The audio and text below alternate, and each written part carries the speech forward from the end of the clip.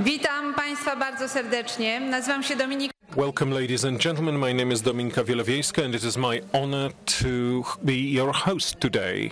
Welcome to this room. I would like to welcome also those who follow us on the channels of the European Commission and elsewhere on the internet. A handful of housekeeping remarks. We have two parts. The first part is the train of memory. On the 27th of January is the International Day of Holocaust Memorial.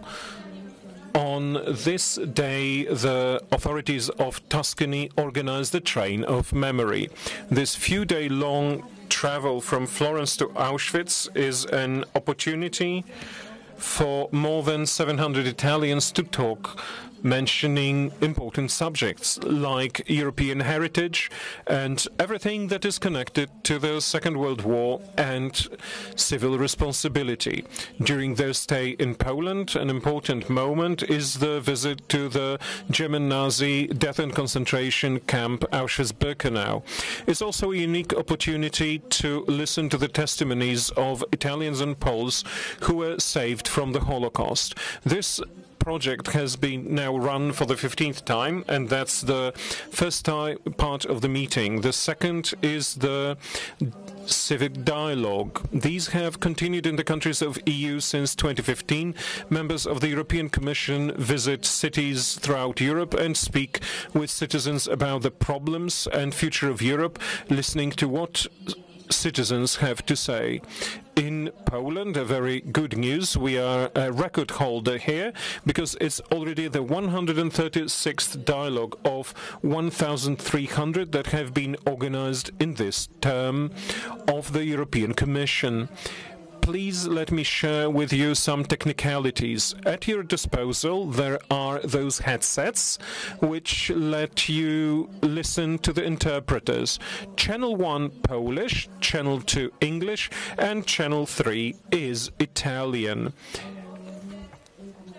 1. Polish translation, channel number 2. English translation, and channel number 3. Italian translation. Chcę Państwu powiedzieć, że I'd like to tell you, as I mentioned before, that we are followed on the channels of the European Commission and elsewhere. On the internet, we're present on Twitter and Facebook, #EU Dialogue. Please switch off or set into silent mode all your mobiles. Sorry, but this is always a thing worth remembering. Now, let's welcome our magnificent guest, the first Vice President of the European Commission, Fransem Timmermansem.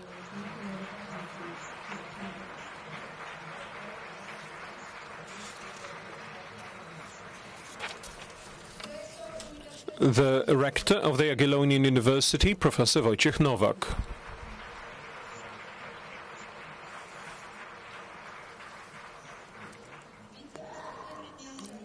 Deputy Mayor of the Municipality of Kraków, Bogusław Kośminer.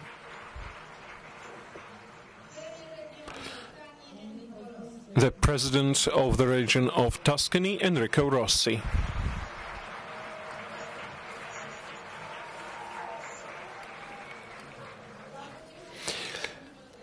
So glad to hear such a warm applause. The Director of the representation of EU in Poland, Ambassador Marek Prawda. We have with us also Professor of Contemporary History, Professor Giovanni Gozzini, who is the Italian moderator of our part, the part that pertains to the train of memory. May I also welcome representatives of the European Parliament, ambassadors and consuls, but especially warm, I'd like to welcome Sisters Andrea and Tatiana Bucci and Lidia Maksimowicz from Poland, who are survivors of the Holocaust.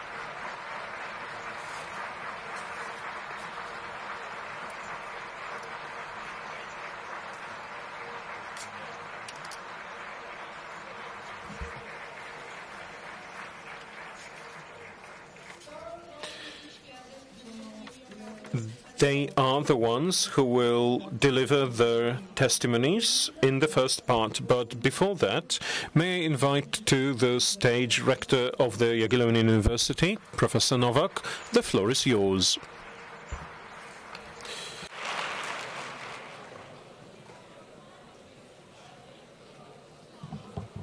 Dzień dobry Państwu.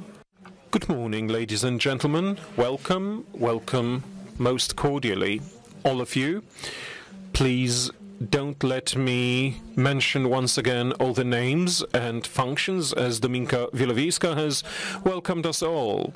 May I welcome you with all my heart to the Jagiellonian University here to Krakow and the Jagiellonian University. The mayor is certain to approve is a certain unity.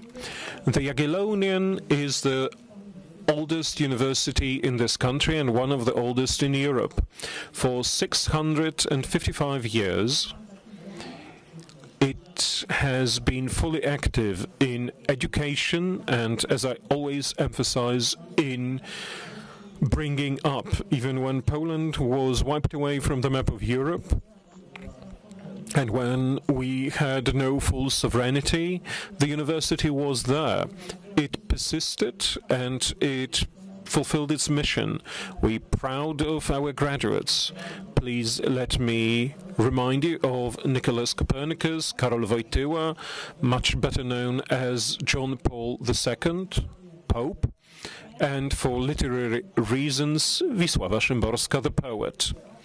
Yet in the university, like in Poland, in this city and in Europe, there have been hard times. Today you have visited, today you have discussed the tragedies of the Second World War, the Holocaust, the Shoah, the destruction. The university has also lived through such a time. In the second month of occupation, on the 6th November 1939, the German powers, authorities, ordered to arrest 183 professors of the university, who were then transported to the camp in Sachsenhausen, a day that the university always commemorates, not only for the sake of history, not only in respect for the people, most of whom died there, but for the young ones, so that we knew what chauvinism means, what lack of tolerance is, and what lack of understanding denotes, what totalitarianism really is. Ladies and gentlemen, here I'm addressing especially our young guests. You will have an opportunity to talk to people who participated in those dramatic events. You had an opportunity to visit Auschwitz-Birkenau, and I must say that what your members said, saying that having been there after this profound experience, after seeing Auschwitz-Birkenau, nothing will remain the same. This is a message to you, to the young generation. Never allow that lack of tolerance, nationalism, xenophobia, because they led to such depravity, because there is no other word than this that describes it. Thank you very much for taking up this effort. Your visit is no tourism. You were very well prepared, seminars, literature, discussing things together. Please remember about that throughout your adult life.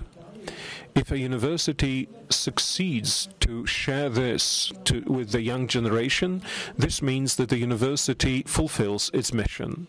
May I now wish you that this meeting remains long in your memory. Welcome to the Jagiellonian University.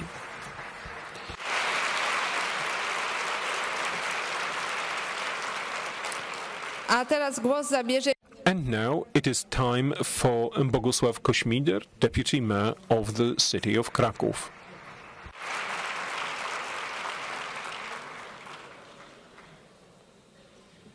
Panie Przewodniczący, Mr. President, Your Magnificent Rector, distinguished ladies and gentlemen, welcome to the beautiful city, the royal capital city of Krakow, the city of history and culture, the city where for centuries we have successfully respected one another. Poles, Lithuanians, Russians, Ukrainians, Jews, Armenians, all those nations in Krakow were living, they worked here, they supported one another. Welcome to the city of a magnificent university, the university whose presence in Krakow is a part of this style of mutual respect. Let me welcome you to the city that is called, as I've exchanged some comments here, the Florence of the North. Yes, we are a city very much like Florence, and I believe that we do plenty to keep up this link. I welcome you to the city that has very strongly and sorrowfully experienced the last events in Gdańsk. A word can kill, but it can also heal the situation, the contact. May this mutual exchange of experience be for all of you an experience of good, an experience that builds a perspective, an experience that creates the beauty of this world. Welcome to Krakow.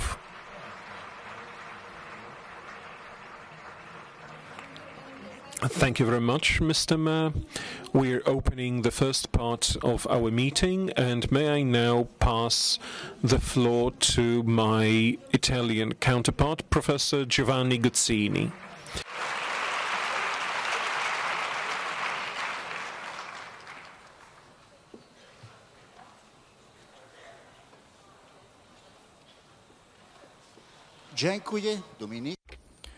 Thank you, Dominika.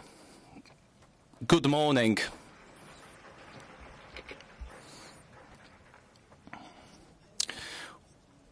This morning, we discovered that the three stories we're gonna tell you today start from the same point. I mean, in Belarus. We didn't know it before. I found a small sign of what has been and what the Europe will be. A space, an area where national belongings cannot be wiped out, but they can be enriched through a cultural movement of identities. Our testimonies today will tell us how their lives had to get out of the evil. This evil that will never leave them, but has a particular meaning, a particular impact on young people. Our faith, our belief is that all what happened will be kept in our hearts. And if you agree with me, we can invite them onto the floor.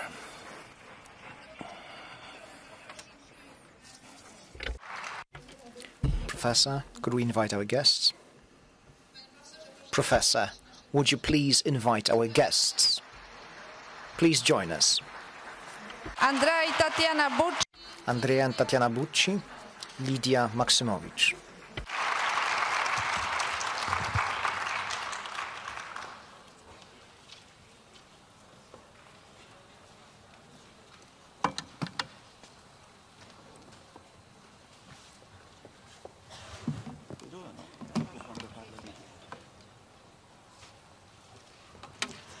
Okay, allora siamo...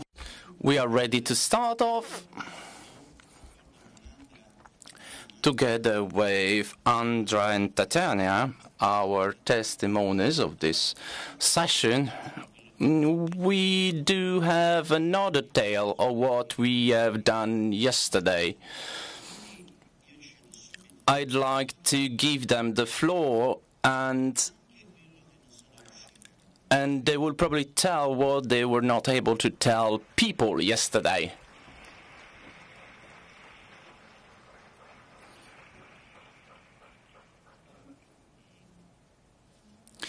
Good morning, everyone. Dzień dobry. The only two words I remember in Polish, unfortunately. Despite I came here to Poland many times, your language is very difficult. It's pretty hard to learn some words, maybe just because of my age. We are very honored to be here. We'd like to start off with our story. When we were arrested in Rijeka, where we were living, we were 6 and 4 years old.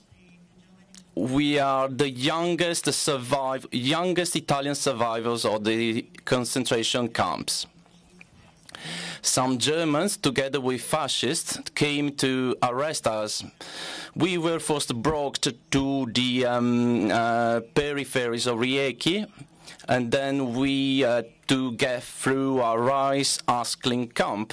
After spending some nights there, we had to travel by a cattle car, and we got to Birkenau after 4 days. There were no trucks yet that could lead to the Birkenau camp. Trucks started to work in May, later on. Dziękuję. Good morning, everyone.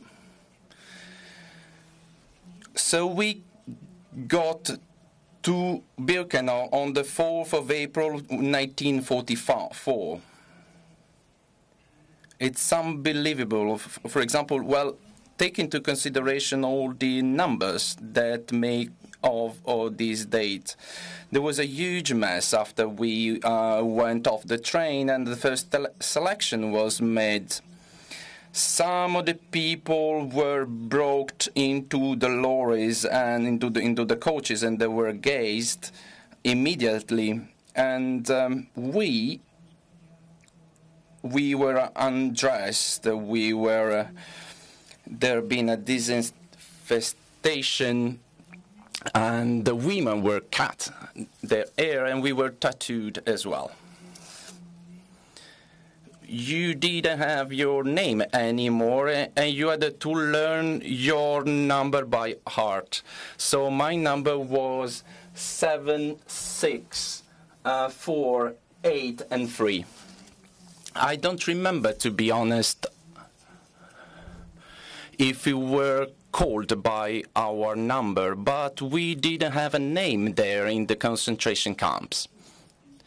But yeah, of course, my sister, my cousin was with us, but I don't remember someone calling us by name or by number. We were trying to get used to these conditions. You know, children have a spirit of adaptation. We didn't cry. I don't remember crying or using the bathrooms, to be honest. We were in the barrack dedicated to children. There was a small group of children. There were not many children, but there were a few. As Andras said, we tried to get used to this life, and we realized that we were Jews. There were some blokover that told us that we were Jews. They were the only women we had to deal with, because most of the women were working into the camp. And then we tried to accept this life. You know, as a child, we tried to accept that. We tried to get into terms with this life. You know, we were a child and you were given this life, and, you know, children have a huge spirit of adaptation. And there is another thing I'd like to stress here. My mother tried to see us in the evening, and she kept saying to us our name and surname. Otherwise, we would have forgotten that. My name is Tatiana, but on the documents, my name is Liliana. And my mother told me that, remember that, your name is Liliana Bucci. And she kept saying this because in this way I would never forget my name. 2 years later, when we were freed, when we had the chance to go back to Italy. And then there is another thing I'd like to stress out here. One of the Blokova that kept us, remember that one day you will stand in line and you will be asked to join your mother. Try to refuse this offer, this proposal. We did have and unfortunately for our cousin did not hear our suggestion. And when we standing in line, but Sergio, together with 18 children, instead of meeting the mother, they were deported to Neuengamme, close to Hamburg. They underwent some experiments. They suffered a lot, and when the American allies were about to enter the city, it was probably the 28th of April, they were brought to the school of Brullenhusen in the periphery of Hamburg. Before hanging them on Butcher's Oak, they were stunned. And Sergio was the only Italian who was in this group. And the story was discovered by a German journalist. And thanks to him, we have a sort of cemetery where we commemorate these 19 children.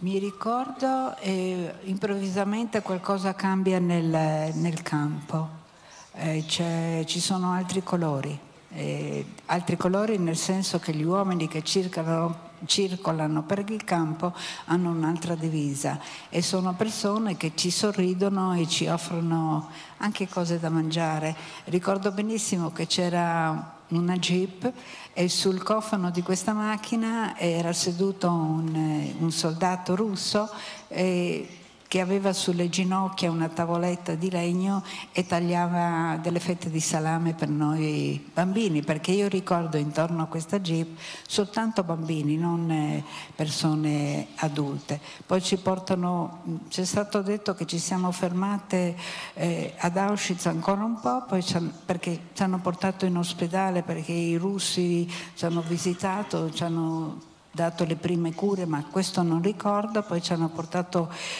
vicino a Katowice e poi da Katowice siamo andate a Praga.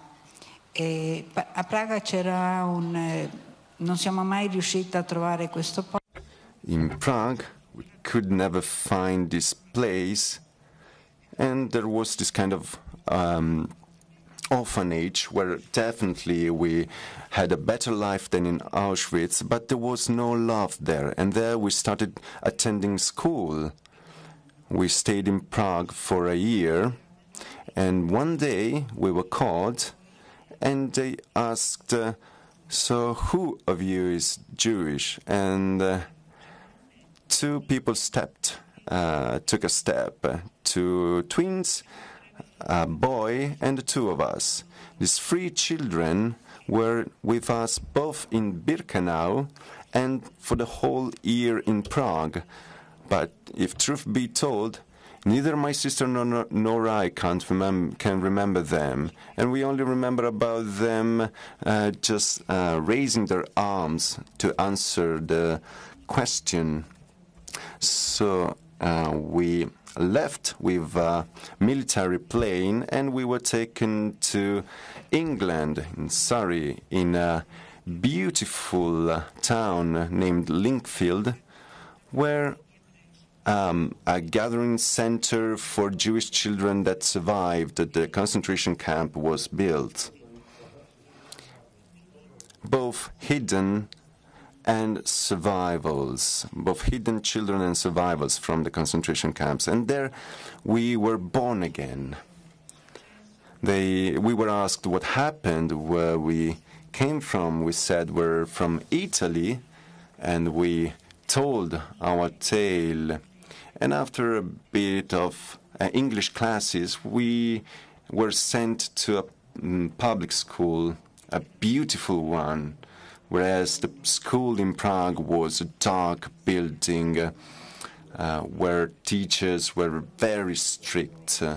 Because if you moved a bit, or if you didn't know the answer, or if your answer was a bit harsh, then you had to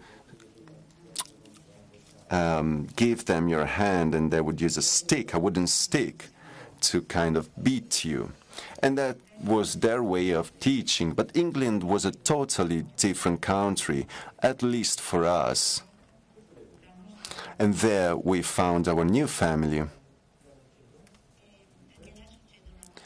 And something really important happened there. One day, the director of this place called us separately, and she showed me a picture. "Do you know them?" she asked. And I said, "Yes, they're my mom and dad." And then Andra confirmed, as she can say that, very fortunately, very luckily, mom and dad survived the war. They met again in Rijeka and then moved to Trieste. And they started right away looking for us. But since we said they were dead, it was hard to prove that. So Mother remembered about something very important. This picture was taken the day of their wedding, and when we were living in Rijeka, before our history began, Mother took this picture with her for us to give a goodnight kiss to our dad. And so we remembered perfectly about this picture, and that's how we managed to get back home after all bureaucratic documents and steps that needed to be taken care of in England. We remembered our name and surname, and we knew we were Italians. And that picture and all of these together, all these data, were very important for us to start living again together with our family. We also have to remind you that during our stay in Birkenau, we learned German, and that was the common language between us and the children. And in Prague, we were the only two Italians, and by that time, we had forgotten our own native language, and we started speaking Czech. And then once we moved to England, we spoke English. Now, it is very important to be two. It was very important back then, and it's really important right now as well, because it makes it easier for us.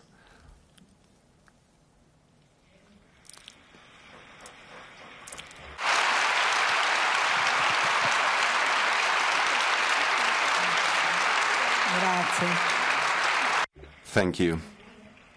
Dziękuję. Thank you. Thank you very much.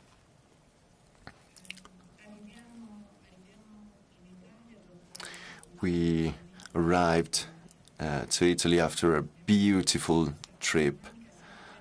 We went through the Channel of England, and we started off from Victoria Station in England. I think I remember where I was, on the 5th of December 1946. And we arrived in Calais, and there we got on a beautiful train.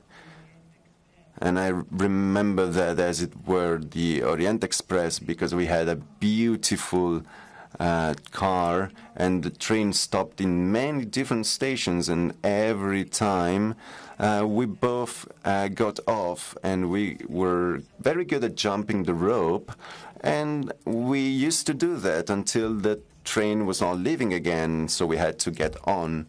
And eventually we arrived in Roma Tiburtina. There the train stopped and we got off. And at the very beginning of the platform, a car was waiting for us. And there stood our mother waiting for us. We could recognize her as our mother because she was back at being the mother of the pre-war times. And we were there together with a social assistant. And she delivered us somehow to our mother. She greeted us goodbye, and she left because she was going back to England. It was kind of a trauma for my sister and I, for us, because we definitely recognized our mother, but maybe we were afraid of starting off a new life. Because our mother was in the station with the very small part of a Jewish community in Rome, and we were kind of overwhelmed by these people that showed us pictures of children, asking us if we had seen them, but they were all speaking Italian, and that was a language that for us by that time we had forgotten. And instead of crying because we had found our mother again, we cried because the social assistant was leaving. Later on, we discovered that was real pain for our mother, but she was so good that she did not want anything more than we could give her at that time. So we were not obsessed with her feelings. She was really good. And after a short stay in Naples, because Sergio's mother, the sister of our mother, had gone back to Naples and she reunited with her husband, and they had a son, so we met our new cousin, and then we left for Trieste, while the London to Rome trip was a dream trip. The Rome to Trieste trip was terrible. We were in third class with wooden chairs that were not comfortable at all, and I remember we were tedious, and we complained for the whole trip because it was really uncomfortable. The train was stopping very often, and in our car there was a very distinguished gentleman who gave us his pillow, because by then you could rent a pillow to be a bit more comfortable, and he gave us his pillow. We got to Trieste. That became our new city, our new home, because Rijeka, after the war, became Yugoslavia, and Rijeka today is in Croatia.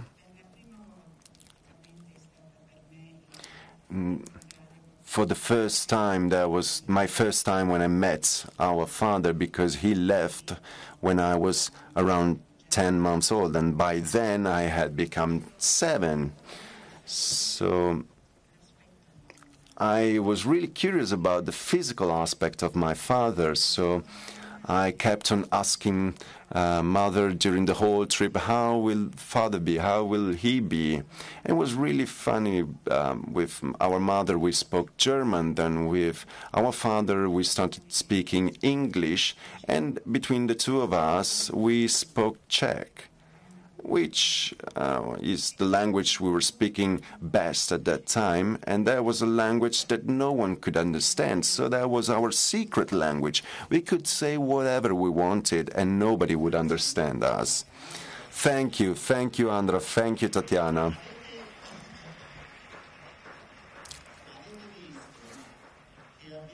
You see, we have 2 European citizens ante litteram, because what is Europe? It's a pillar, it's a cushion, it's a solidarity network that is built after the tragedy, and that their trip throughout all Europe was a witness to. It's a Europe that takes you back home, but that opens you to the rest of the world. So I think that's a great message to deliver. Lydia is our Polish part this morning. She has a very similar yet very different history from the one you have just heard, but it's the same reason that takes her here, and now she will tell us about it.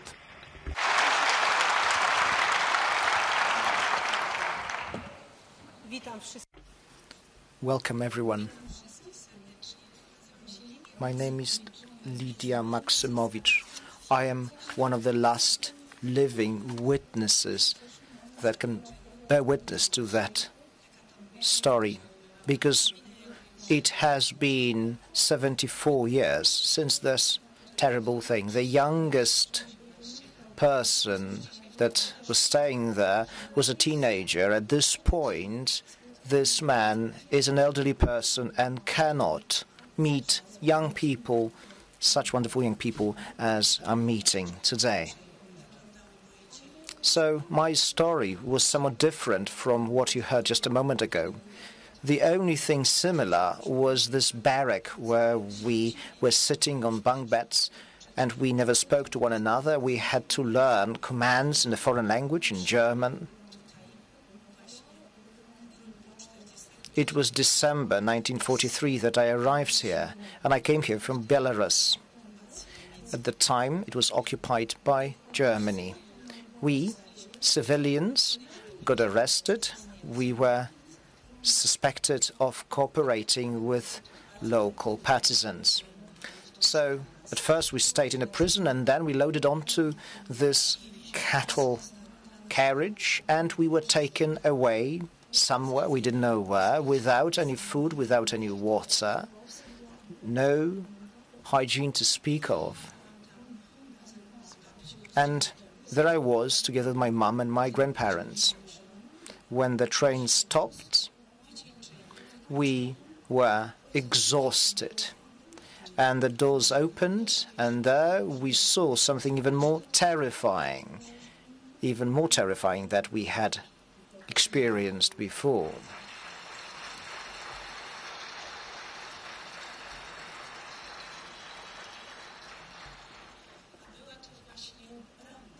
It was the ramp of Auschwitz-Birkenau, a concentration camp. At the time, we had no idea where we were. The air was ghastly, and it was leaving those smoking chimneys nearby. There was a row of SS officers, and they did this initial selection. Some of them had dogs on leashes, and they were trying to jerk away. They were barking at us. We were terrified. On top of that, it was dark by then. There were those spotlights right on the square, and we were divided. At the time, we did not really know what it was all about. Soon, however, we realized that it was something, well, suspect. Some people that looked tired or sick, not fit for work apparently, they were not considered the right working material, were directed to one side. And this is where my grandparents were directed, and they were taken to those smoking chimneys. My mum was young. She was 22 years old at the time, and with a larger group of mums with children, they looked relatively ripe and healthy, because we never arrived from the ghetto, mind you. So we were directed to the other side, which turned out to be the side of the living. And we were taken to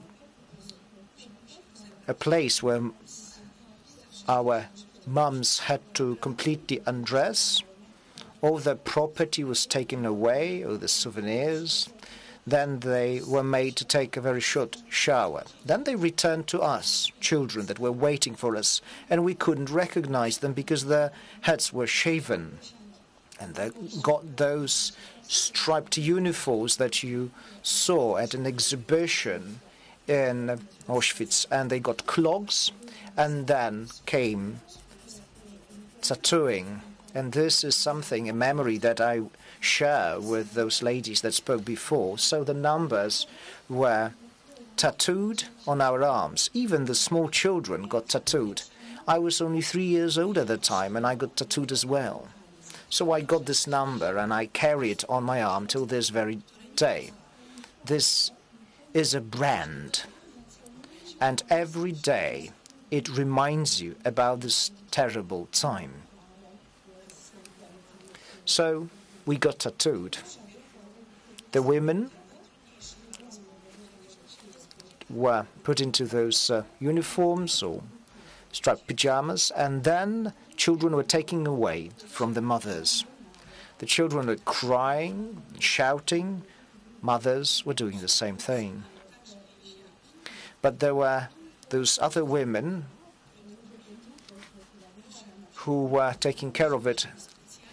And later I learned that they were taken or brought there on purpose. They were criminals from Germany, immoral. So they would tear those children away from the mother's arms. So quite quickly, those mothers would be chased towards the barracks. They would be bitten on the way. And us, the children, were also taken to one of the barracks. And there I saw many children on bunk beds. We were also made to enter there, and there was just some, just a bit of straw, and there were those blankets that you could cover yourselves with. And it was a dirty rag with insects, and they were quite nasty because they were crawling all over those bunk beds and all over the walls, and they got them more active at night. They wouldn't let us sleep.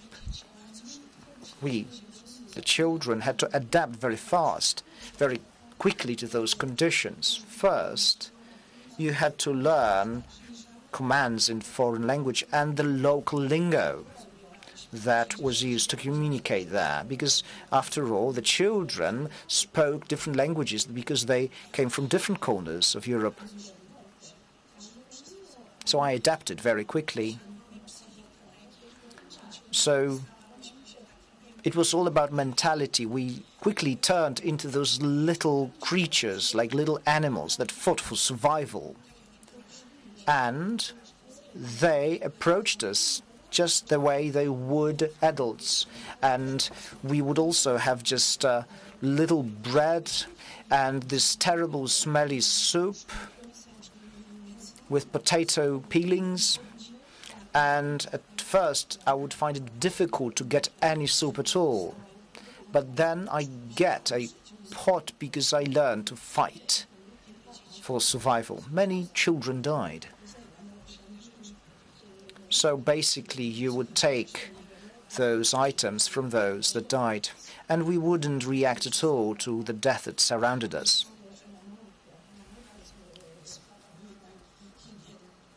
Now, the hygiene was a problem. There were no toilets. You couldn't clean yourself. You couldn't wash yourselves.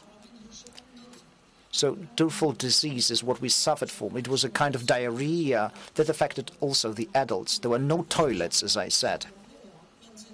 So basically our life was about chamber pots we were sat on, mind you. Nobody would take care of us. Nobody would wash us.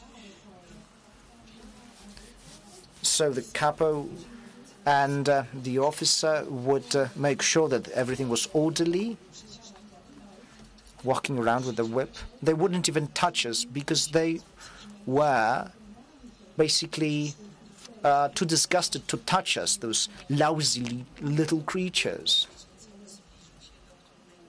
And Dr. Mengele was the head physician in this camp, and he conducted pseudo-medical experiments on women, children, and on twins, especially. It was mentioned by the ladies. I was quite a strong child, so I was fit to be experimented on.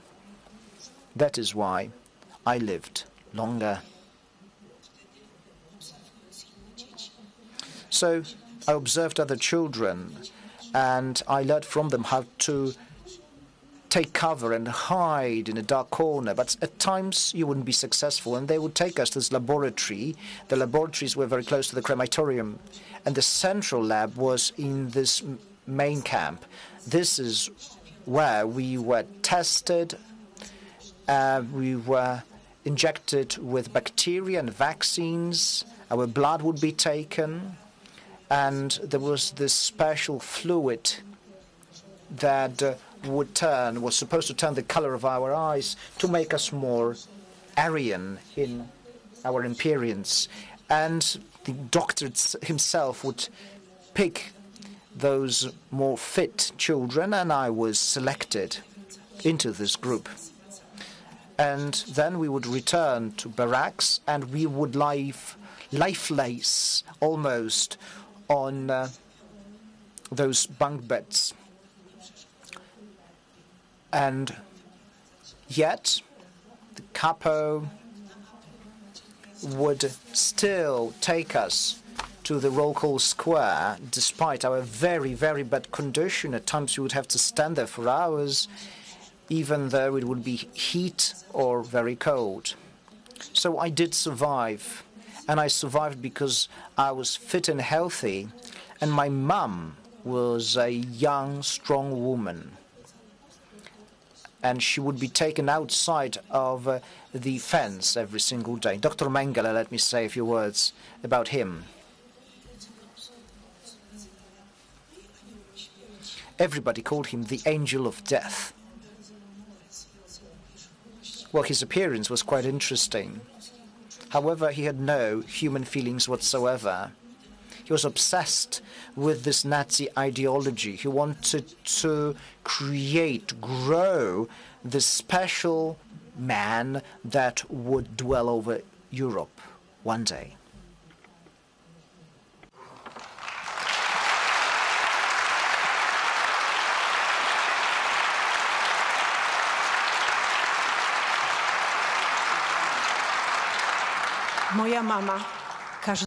So, every single day, my mum, a healthy woman, would be taken outside the fence to work very hard. They were supposed to move the course of the Vistula River. Mind you, they were working right behind the chambers and crematoria. At this point, these are just the foundations that remained. Harmenże was a village nearby. The local people knew that the camp was suffering from hunger because it was the most painful thing for us. And those people would leave some food, onions, apples, bread. And whenever my mom would get some food, she would crawl at dusk to give us some food, which is why I was stronger and healthier than other children. Many mothers would die in female camp. They suffered from typhoid, a terrible contagious disease that was the vector was lice. So this is how I survived till autumn 1944. It was then that huge transports of civilians arrived from Warsaw. There, an uprising broke out against the Germans, but then the uprising was defeated, and those huge transports of people arrived in Birkenau, including young girls, scouts.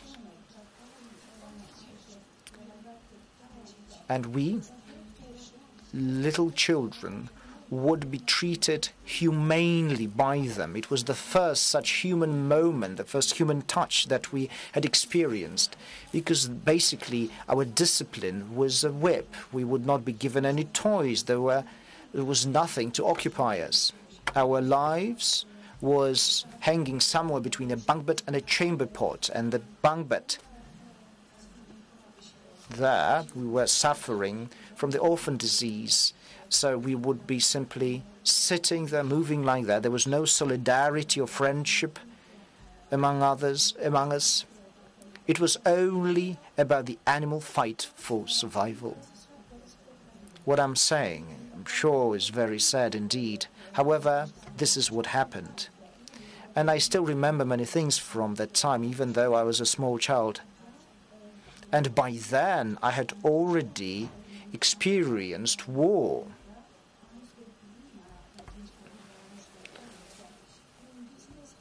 So by then, I knew that one must be silent, one must be invisible, one must not draw attention.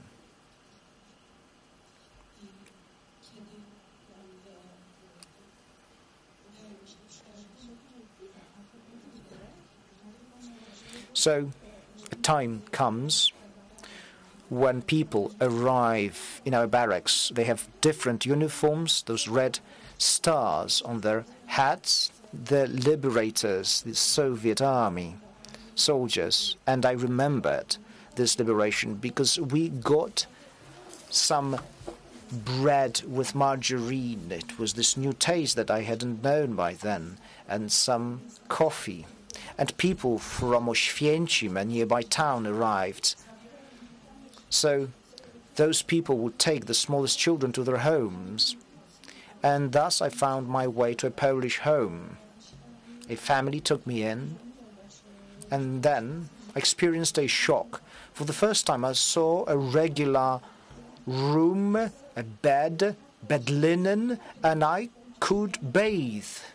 And I'm asking, are there going to be any rats or dogs? Is there the Dr. Mengele somewhere here? Is he going to come to get me?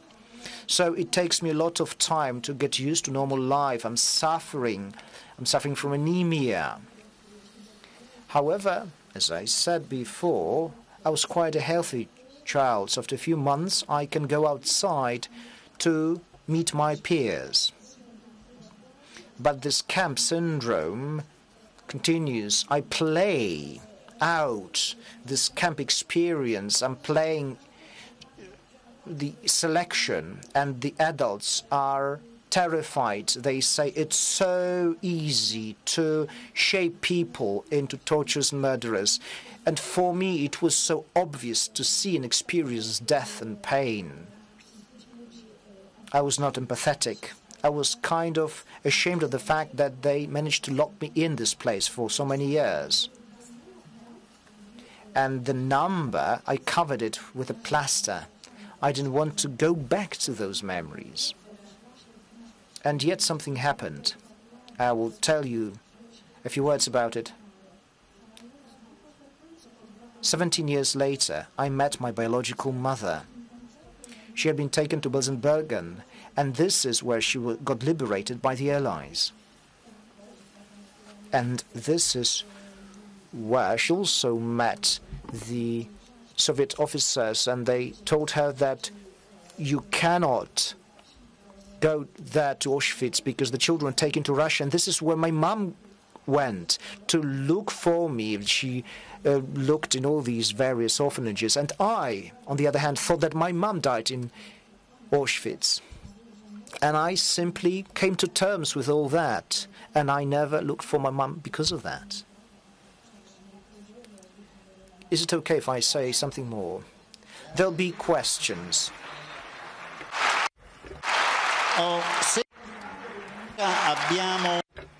If I am not mistaken, we have 5 minutes for questions from students, right? Do we have questions? I think something was prepared. Please raise your arms if you have questions. Chwilkę na pytanie do naszych gości.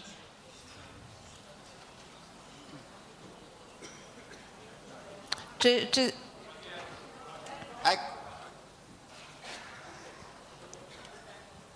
We have a moment for questions to our guests.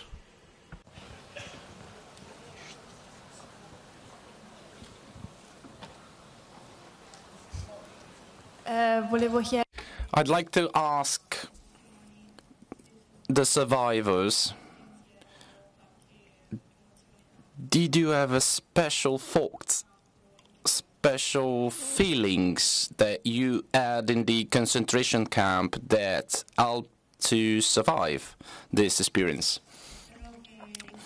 As far as we are concerned, the fact of being together helped us a lot.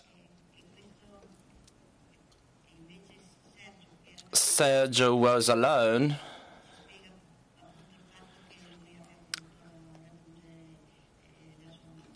and the difficulties with that, and this is probably why he wanted to join our mother. We were together, we helped us, so probably we didn't realize many things. We understood them over time. To be honest, well, I could not understand the reality, to be honest. We were just children. Lydia? Lydia? Do you have an answer on that? Tak, odpowiem. Yes, I will answer because you're probably curious to know what my meeting with my mother was like.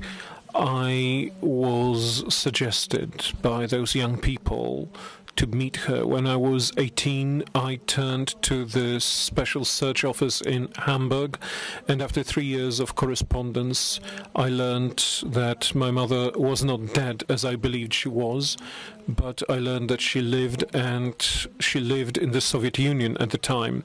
Then the office in Hamburg got in touch with our office in Moscow, and that was a great moment because I was the first Soviet child returning to homeland, and it was a great success of those offices. Immediately I had a team coming to me, and they did a recording of my tale, the tale of, and that was really broadcast on the Russian and Polish national TVs. In nearly all European magazines, you could see my photograph and a short bio. Then I was invited to this meeting with Mother, which took place in Moscow. Before I arrived, it was a train from Warsaw to the Belarusian station in Moscow. I received a special message, and thousands came because they wanted to see those happy people. The doors opened. I had a bouquet of roses for my mother, and I saw thousands of people who were crying their tears out, and they all hoped that if we managed to find each other, they might as well. That's why this was such a great event, propaganda-wise and political. Thank you. We do have another question. A microphone, please. Noi ci siamo chiesti. We were asking ourselves, why does the remembrance of evil is not able to change direction? It's a pretty hard question, to be honest, so I think we'll take some time to give an answer. It's pretty hard to answer this question. I don't know, to be honest, why evil takes supremacy over many things. Why do we fear? Why are we afraid of the foreigner, of the diversity? We are all equal. We are all equal.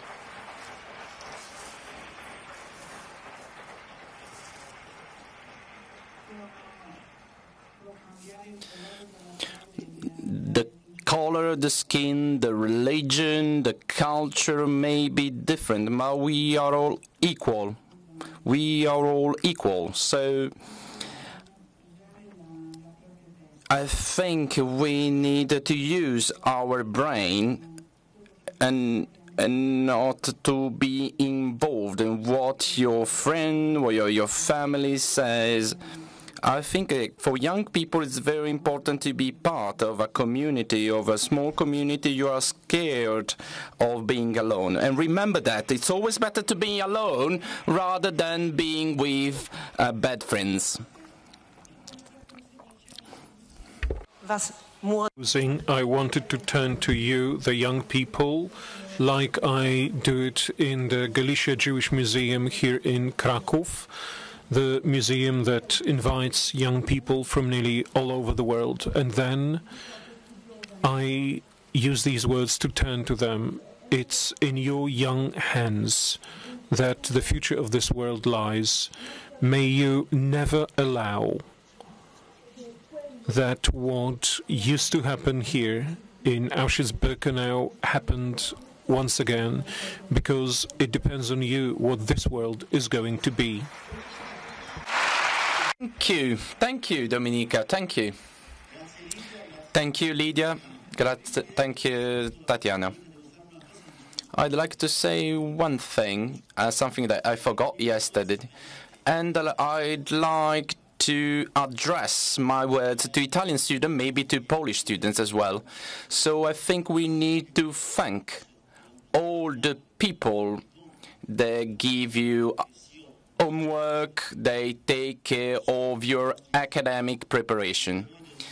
I think our teachers are the heroes of our time. They don't get proper salaries. Without them, our journey wouldn't be possible. So let's give them a round of applause.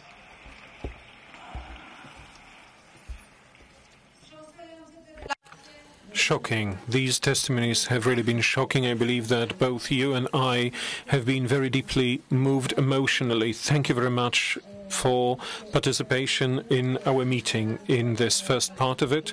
And thank you very much, Professor. We presently are proceeding to part 2 of our meeting today.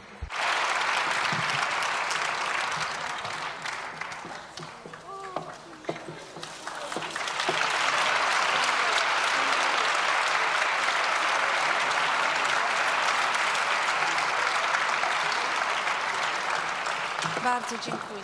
Bardzo dziękuję. Proszę Państwa. Ladies and gentlemen, in a brief moment, we will start the second part, the dialogue. Let's reshuffle the stage. And in the meantime, we will show you a short video about what citizens' dialogue looks like in other countries.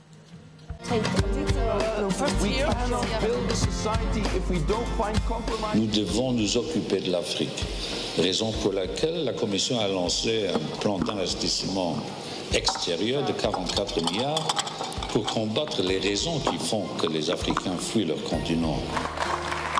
You are the best educated, the healthiest, the best connected, the most international, most European generation in European history. You cannot have the legislative.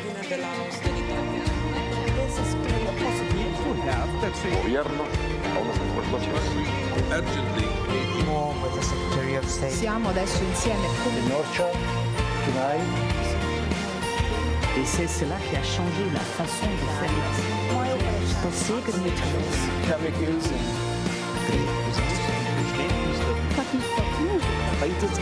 The European Union.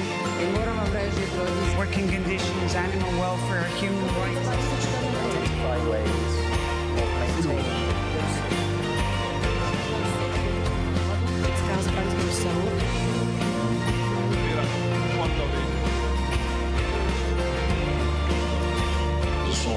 À la Roumanie.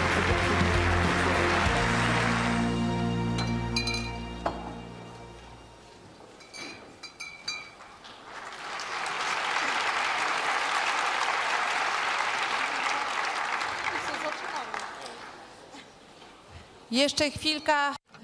just another moment for the resetting of the stage, and we'll start our citizens' dialogue in a moment. The rules that this plays along, please ask questions. If you have some reflections, please make them very short so that we have an opportunity for participation of as large number of people as possible, and I hope that our dialogue will work. May I invite the first Vice President of the European Commission, Fransem Timmermansem, to stage?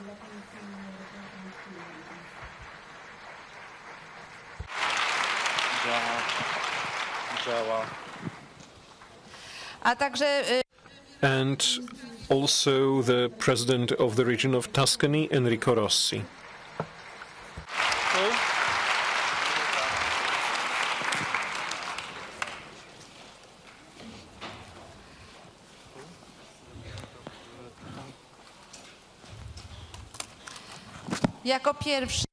The first to address us is Mr. Rossi. Sì.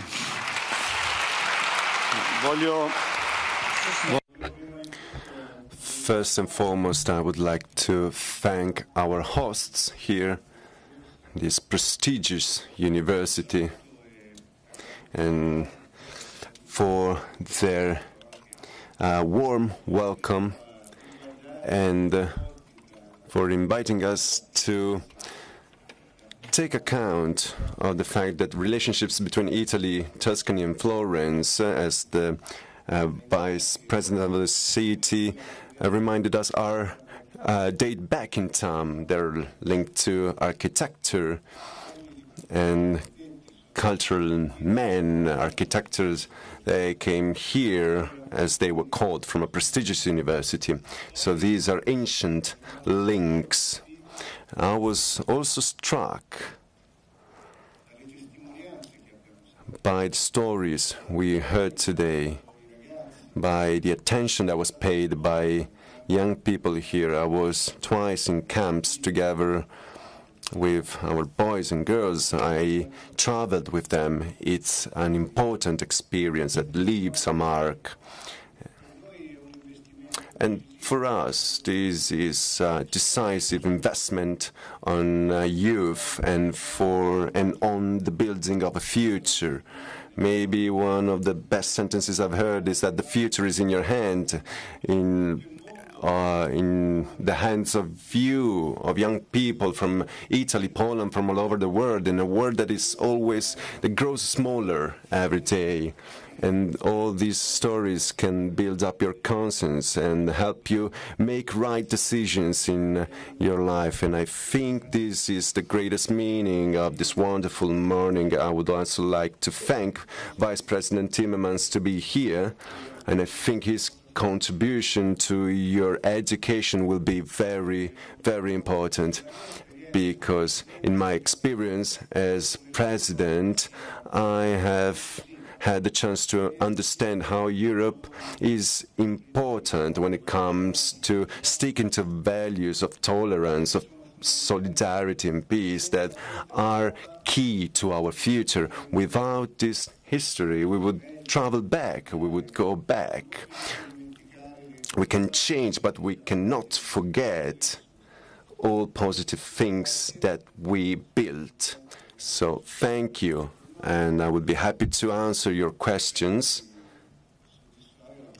And I hope I can meet your needs and fulfill my task here. I would also like to thank teachers who receive low salaries. That's true in Italy, and this needs to change. But your work is very precious, and this is also another investment on the future. Thank you very much. And may I now ask to the floor, Mr. President. Thank you so much for having me here today. I could have listened to the testimonies for another hour and a half, but now we're on stage to answer your questions. I can only think about the bravery that was needed for 3 young children to survive the Holocaust. And as you, I visited Auschwitz and Auschwitz-Birkenau yesterday. And especially when you look at the scale of Auschwitz-Birkenau, but if you look at Auschwitz I, if you're in the exhibition, and I don't know what it did to you, but to me, seeing those endless heaps of little children's shoes, seeing this incredible mountain of human hair, what one asks oneself is, how on earth did Europe get to that point? And this is the question, this is the comment I have, or the subject perhaps we could discuss today. You have seen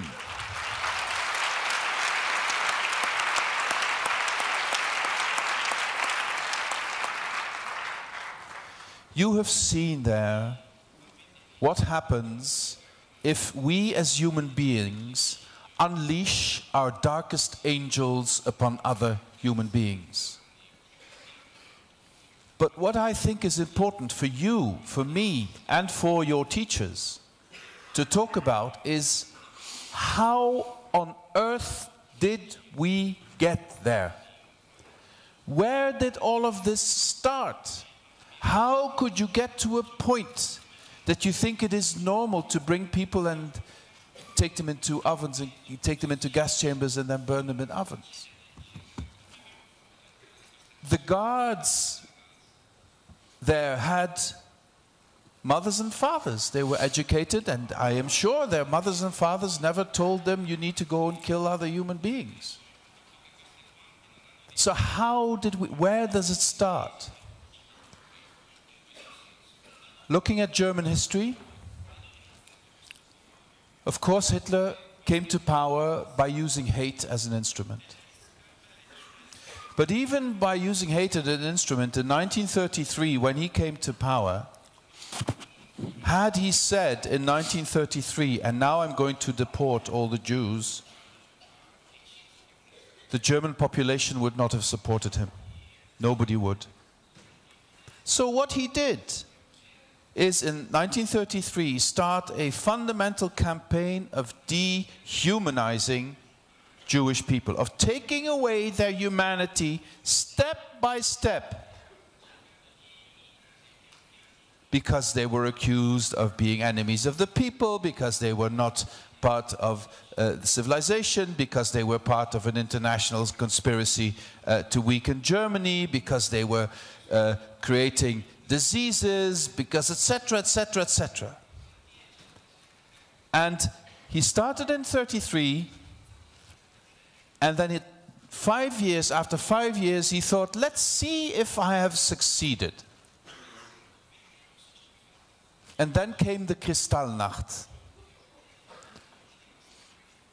And then he knew, hey, I've succeeded. I have dehumanized them enough. When I start removing them from society, the German population will not rebel. At least not a majority of the German population. I think if we want to honor the 6 million people who were killed in an industrial way during the Second World War, if we want to honor their memory, if we want to make sure they will never be forgotten, we need to revisit the whole chain of events from the very start till the very end. Murder starts with words. Words have a meaning. Words can create an atmosphere. Words can create an attitude leading to hate, leading to exclusion of others. And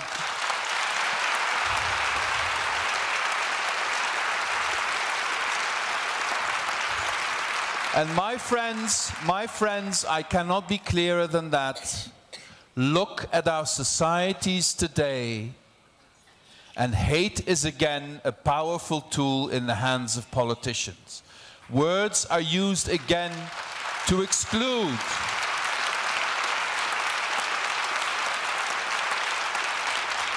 Words are used again to blame somebody else for your own failures.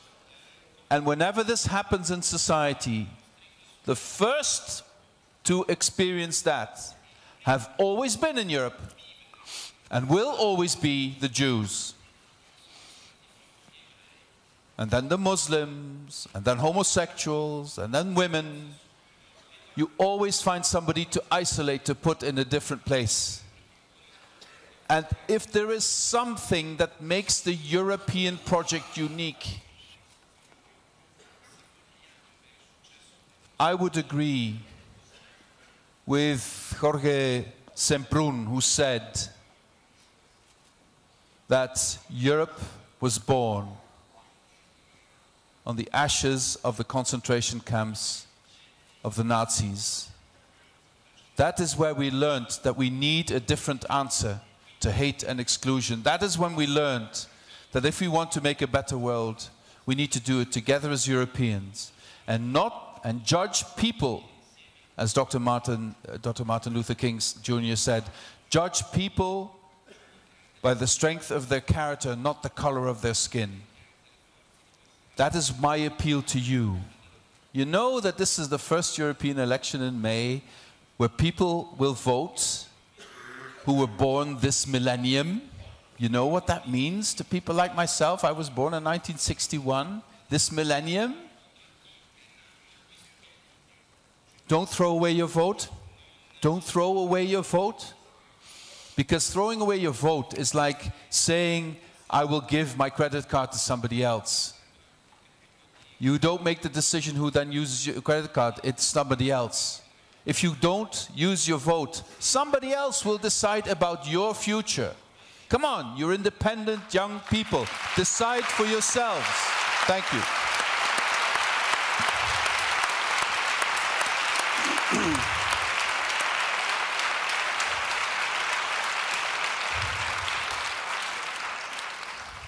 Bardzo dziękuję panu przewodniczącemu. Please. Thank you very much, Mr. President. Ladies and gentlemen, we're starting the dialogue, the citizens' dialogue. May I ask the first question, and immediately then the microphones go to you. In my case, this reflection is very lively. We have forgotten, or we do not appreciate what the EU gave us. It gives us a place for dialogue and cooperation. Thanks to this, we avoid wars in Europe, something extremely important. But sometimes I'm afraid that we underappreciate that. The more years have passed since the Second World War. But today, Mr. President, we must stand against a huge problem. And please excuse me moving to one of them, namely the problem that is connected to the disintegration of the Union, and I mean Brexit. Do you believe, Mr. President, that there is an opportunity for a beneficial, advantageous solution to that problem? Do you believe that the British will participate in European elections and Brexit will at least be postponed? Answer like that, but I want to say a few things about Brexit. Of course, we all respect the sovereign decision of the British people. They have the right, it's written in the treaty, to leave the European Union if that is what they decide. And they decided in a referendum to do that. But this was one of my saddest moments in my life, in my political career, when this happened. And I want to say very clearly, I respect their decision. We will have to wait for what they decide in the House of Commons and the government. But were they to decide otherwise, and who in this room has never ever changed their minds on anything?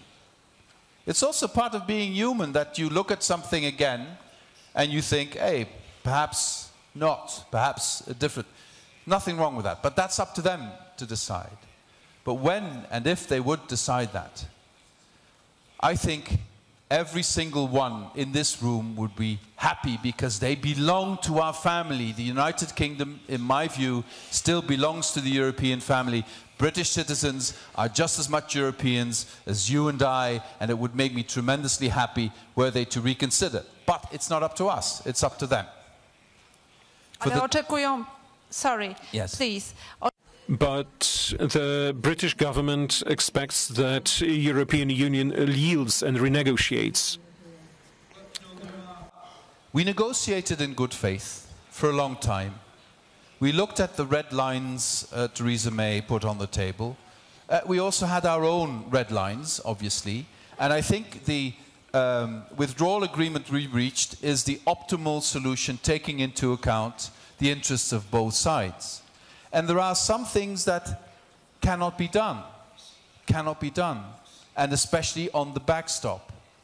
The 27 agreed that we will not abandon Ireland. We will support Ireland, and we will help Ireland achieve having no hard border on the island of Ireland. Because, you know, to make it perfectly clear, when in 1998 Tony Blair and the Irish government and the two main parties in Ireland reached the Good Friday Agreement, this was a historic change in Europe.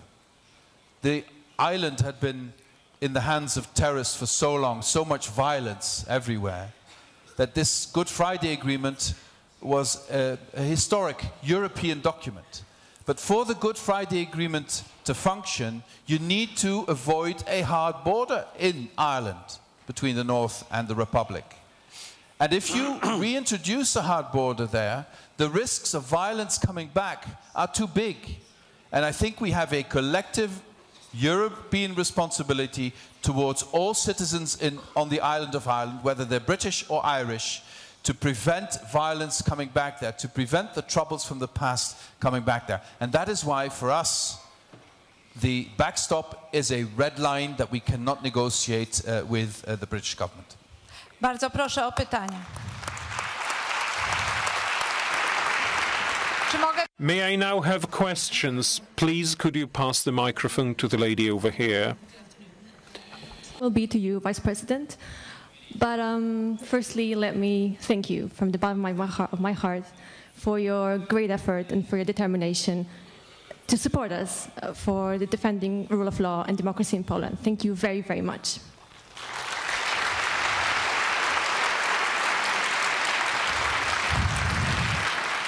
My question will be building on what you said earlier about where this whole tragedy begins, which is with hate speech, with the dissemination of hate. Also, considering what happened recently here in Gdańsk, the tragedy in Gdańsk.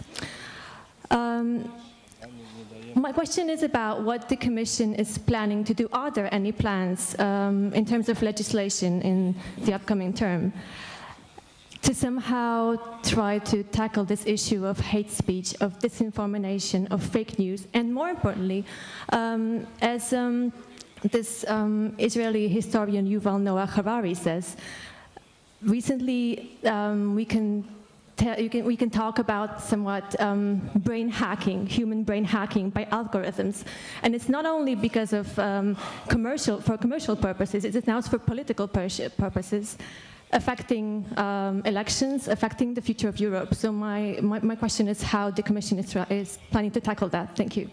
Thank you very much, and I will give you a precise answer on your questions. But let me start by paying tribute to the political determination and the humanity of President Adamovich, who was a great European and a great Pole.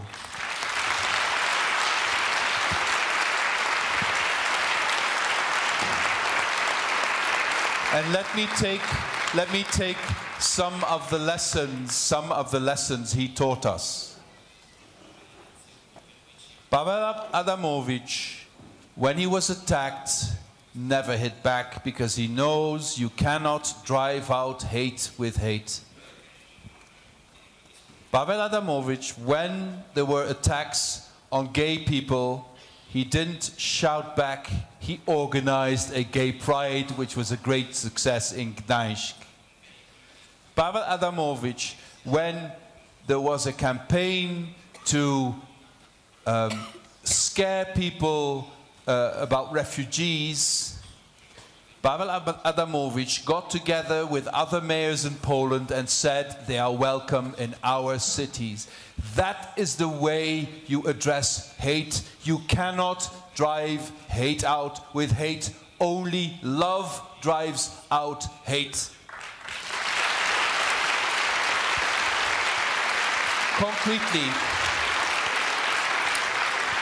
recently at a conference in Brussels we discussed about this issue, how do you deal with fake news, etc., etc. You know that those perpetrators of terrorist attacks in Europe, they were educated or brought to hate or brought to use violence very often on the internet. By people glorifying violence, by people telling lies about others, by people actually demonstrating how you make bombs, etc. So there is a threat there. And we need to act, and the Commission has come up with a number of proposals to act on these issues. So yes, we will continue to do that. But, frankly, I believe there is a more fundamental issue we need to address. Anne Applebaum, I'm sure you've heard of her, said recently, she compares the information revolution we're going through now to the coming of the printing press by Gutenberg. That had revolutionized the way people communicated in Europe, the printing press. Democratizing reading, etc. And this is actually a phenomenon of equal magnitude. Social media, the internet, artificial intelligence, all of that has the same paradigm-shifting effect on our society. And you know that legislation is not going to be the only and even the most important answer to that. You know there's one thing that is most important, and that addresses all of you, and especially your teachers. The only thing that will save us is this essential human capacity of critical thinking. If we continue to teach our children,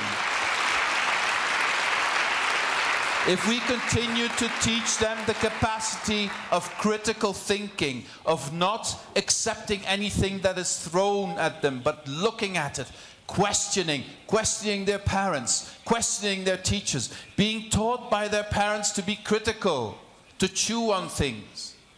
Because I think the biggest threat to humanity is the loss of the capacity of critical thinking, of groupthink, of almost tribal attitudes.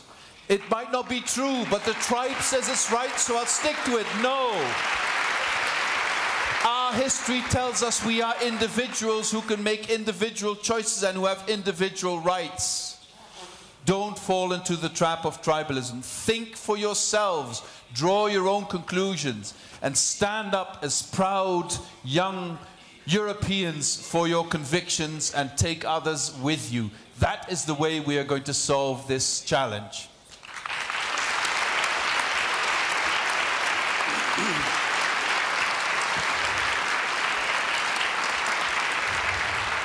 Proszę o pytanie. Can we have some more questions? Yes, please. Taka prośba. And a request, could you please also introduce yourselves and please be short in your questions.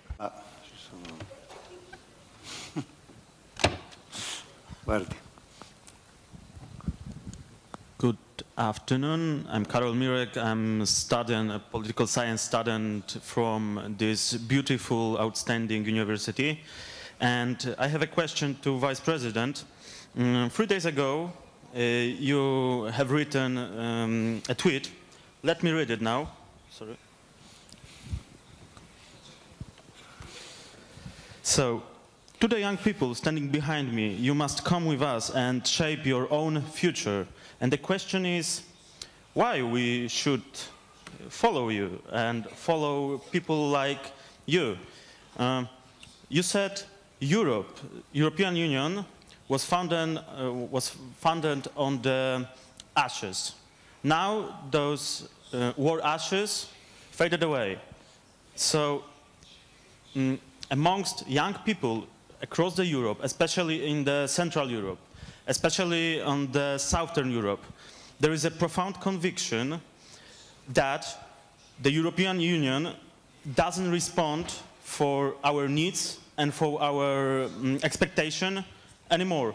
So now, please, convince me to follow and to support this obsolete model of European Union. Thank you. So are you going to continue to complain about an obsolete model, or are you going to get energized, get organized, and change it? I'm not saying you need to follow me. I'm saying you need to shape the future in your image, in the way you want it. I'm not saying you should do what I say. I'm just giving you an example. Take it or leave it. If you have a better idea, good for you. But what I don't accept is people complaining, putting something on Facebook. I'm not saying you're doing that. I'm not saying you're doing that.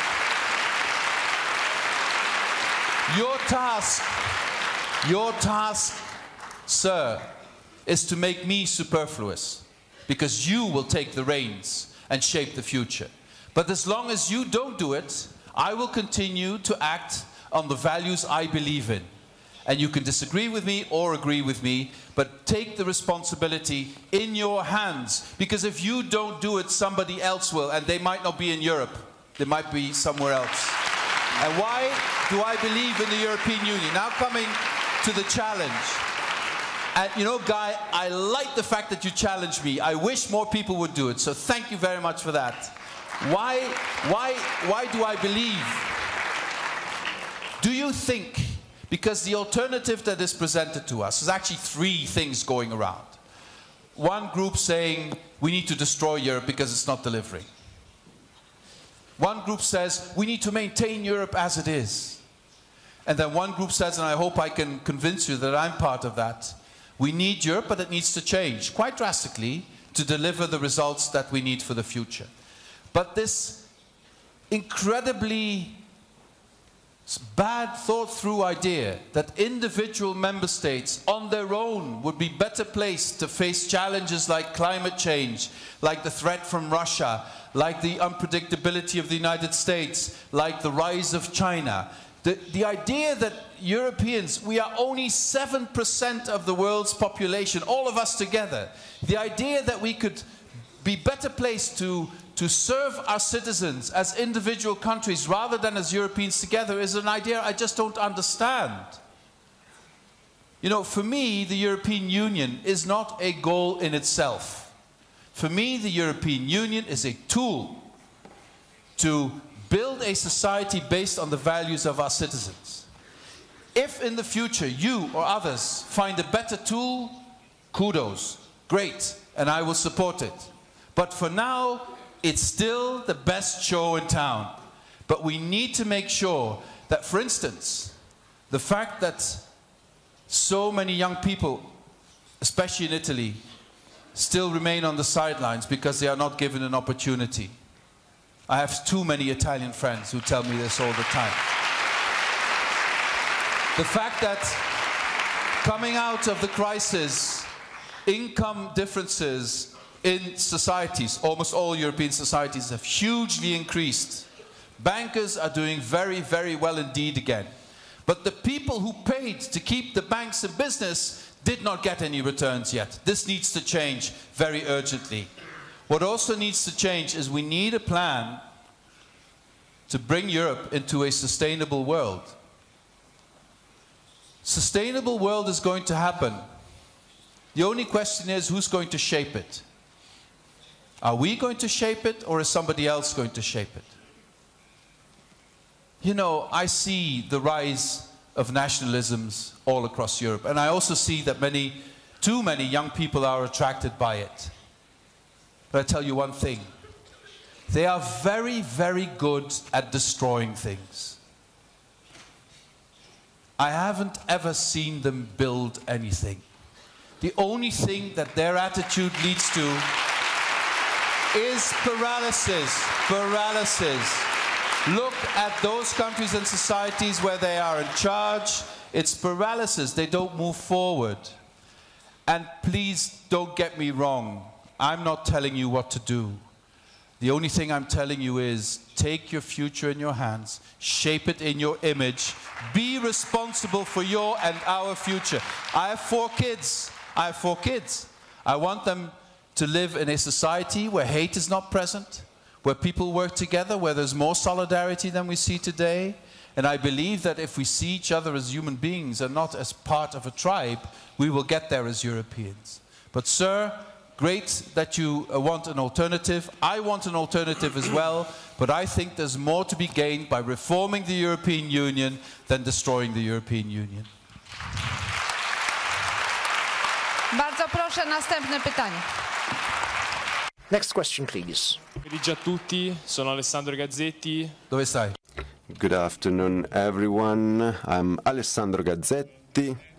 I am president of Parliament for Tuscany students.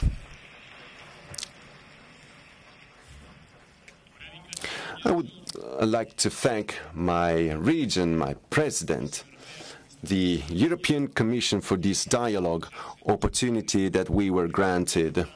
And it's really important to start from today to build our future. We cannot start tomorrow to build the future of us young people. We have to be active and work for it. Thank you very much for this opportunity. Looking around me in this room, I see many Italian, Polish boys and girls sitting close to one another, and I see Europe here. Europe is here. We are Europe. This is Europe. That's Europe. We are Europe.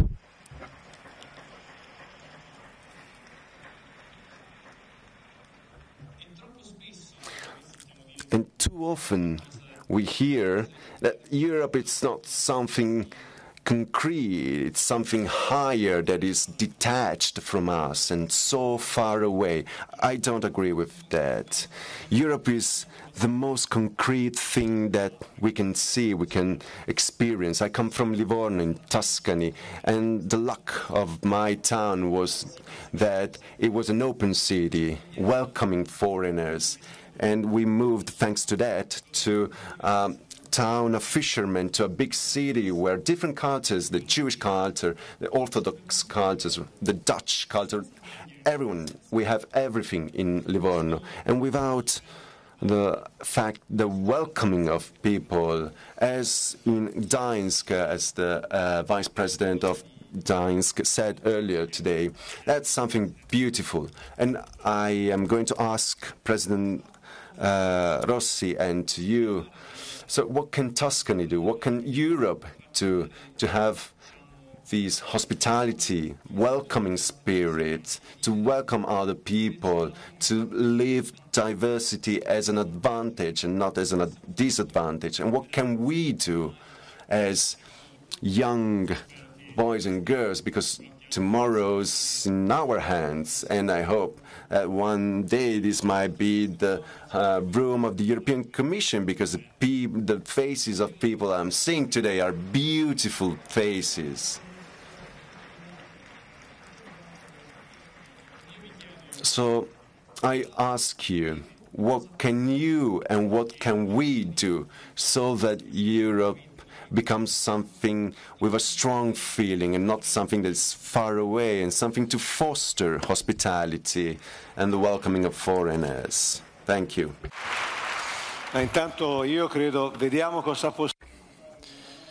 So let's see what in our region we can do. I don't know if you know, but in Tuscany we are 400,000 migrants. 400,000 migrants in our region, but yeah, let's be honest, we do live in a multi-ethnic society. There are people with different cultures and backgrounds, more or less. And talking about Europe, there are 100,000 people coming from Romania. They work in different fields, and there are 100,000 from Albania. 1987, 89, and after the 90s. And they are perfectly integrated. They are working in the green sector. And then we have non-EU migrants with whom maybe it's a bit harder to have a dialogue. So the Europe is an help to integrate people.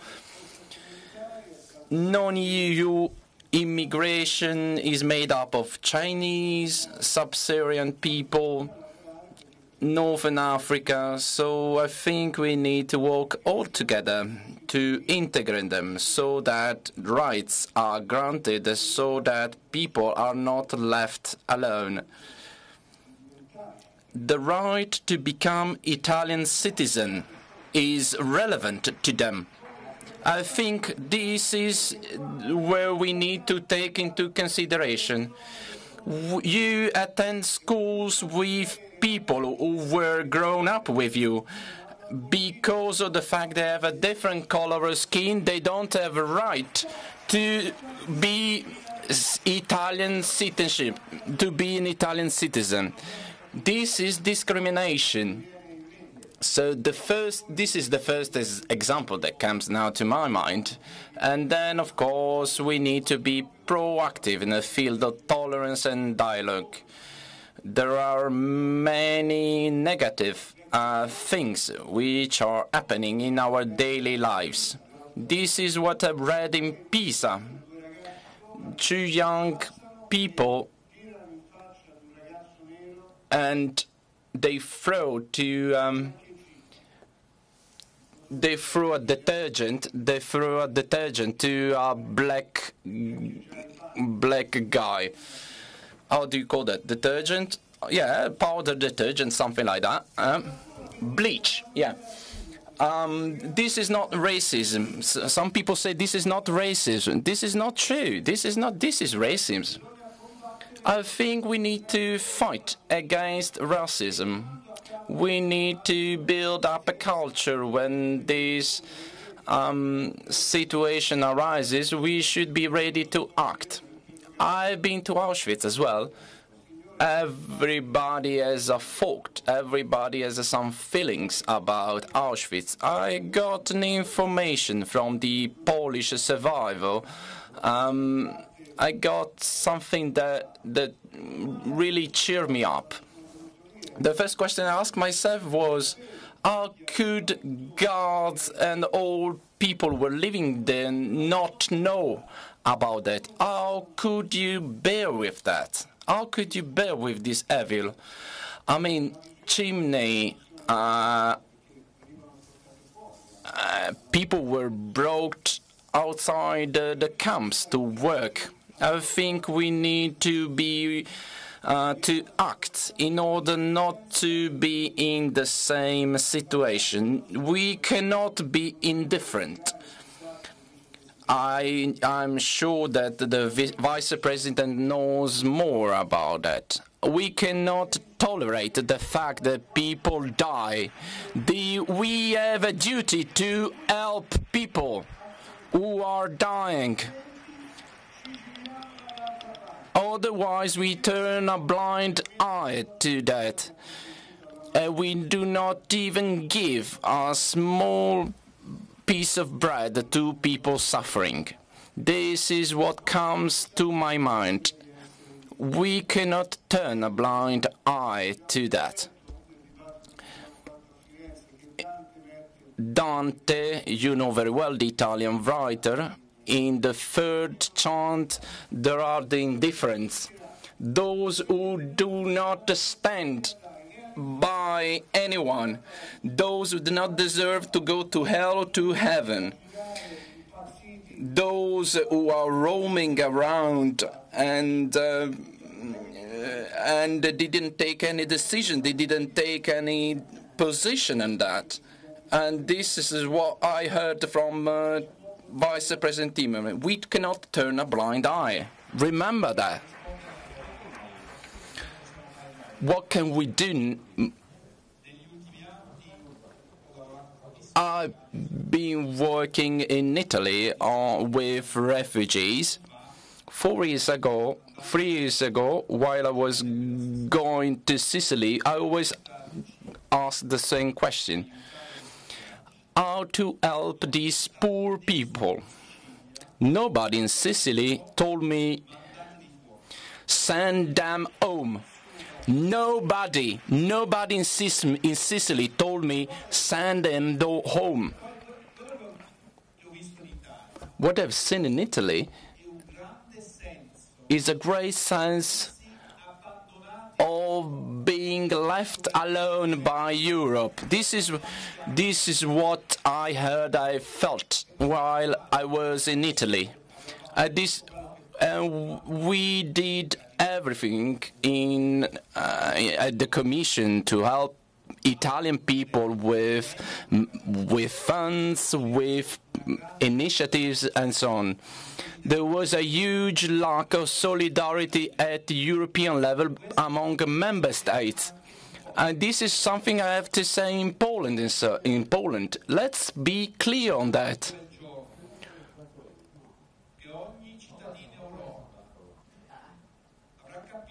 When a European citizen understands the need of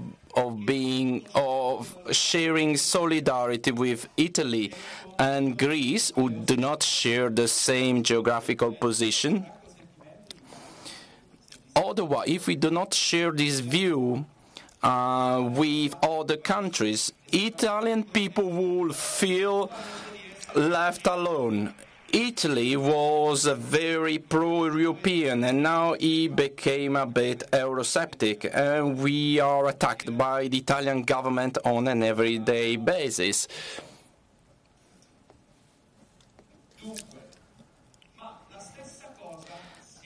And the same thing applies the other way around. When Poles say, we do have historical knowledge about Russia, we know the threats coming from the East. Poles have a right to solidarity from all European countries. And this is the basis, the fundamental. The problems of your neighbors are also your problems. Otherwise, we are all left alone and we are not able to solve problems. Bardzo proszę. Could we have the next question, please?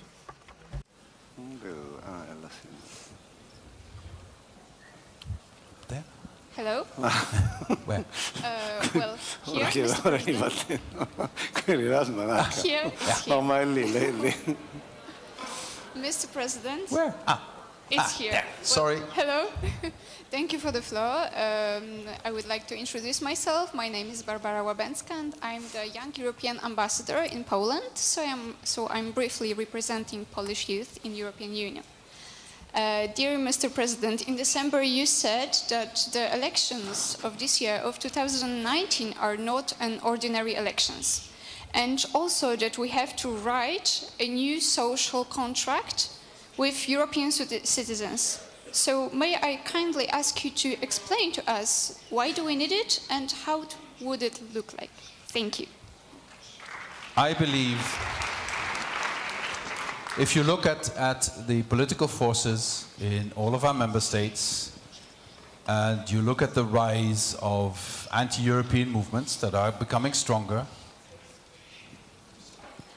why are voters going to those anti-European nationalist movements?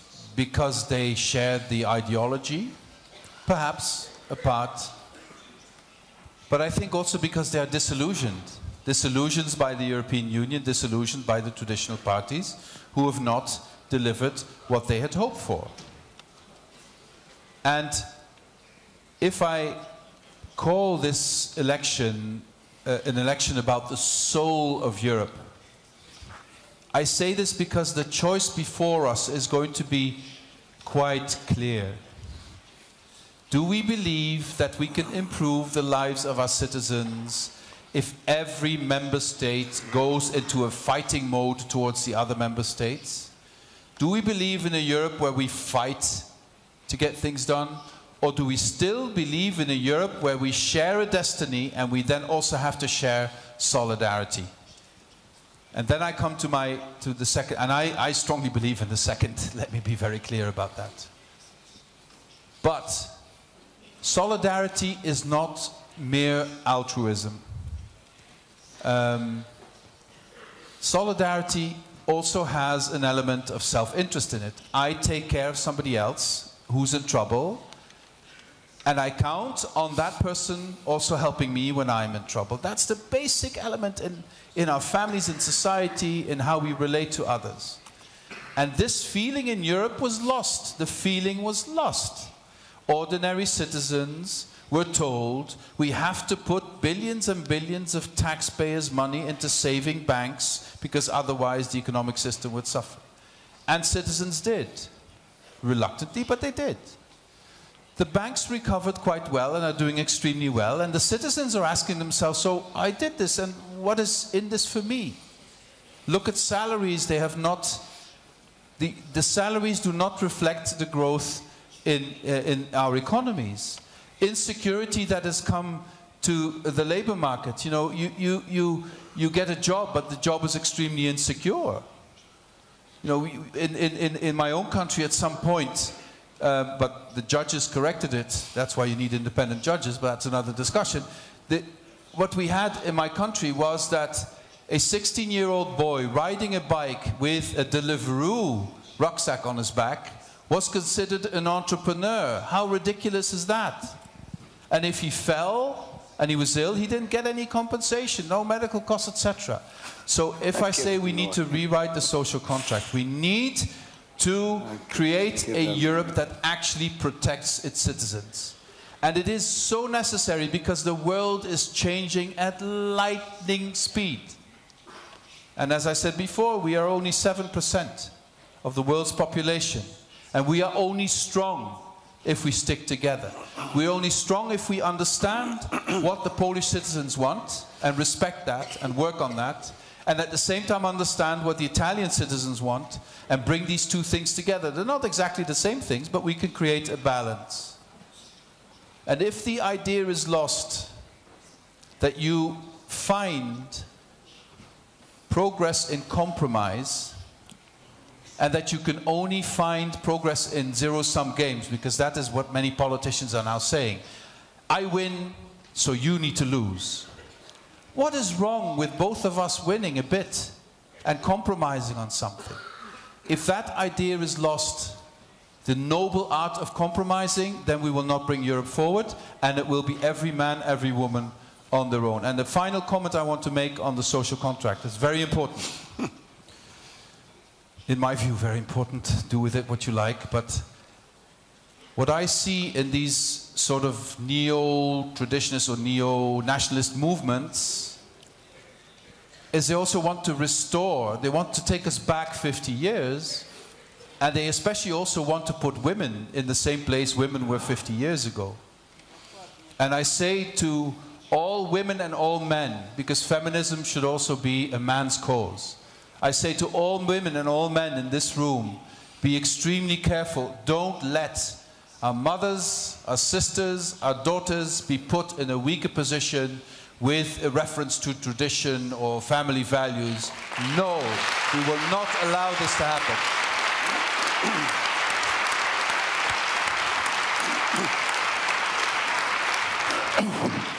Bardzo proszę, następne pytanie. Next question, please. Can we have the next question, please? Good afternoon. I'm a student, and wanted to report what is being said in Italy, in my territory, about the European Union, because by reading things on social media is that the European Union is not an alliance of peoples, but an alliance that is based on economic treaties and on foreign banks. which produces even greater austerity and deprives the middle class of money. So that's what I wanted to know. Why? What do you think about that? And then a specific question for President Rossi. I hear that from like in my home and from all my friends, the healthcare system in Tuscany is going towards a progressive privatization, and I sometimes hear that in my home. And then maybe for black people, for migrants, these visits and exams are for free while we have to pay for them. And that's a sign of civilization, if you want. So avoid excessive costs that can produce discrimination against those who are exempted from payments. Thank you. Thanks for the translators who had to translate that. Interamente. So the healthcare system in Tuscany is public, and there's a ticket, so a fee that we didn't put into force, and was put into force way before us. So for some exams, this ticket, this fee, so it's laboratory tests, nothing really costly. This makes it competitive to turn to the private healthcare agencies. But interventions and surgeries, definitely the least important ones, as well as the most important ones, are being carried out in the public health system.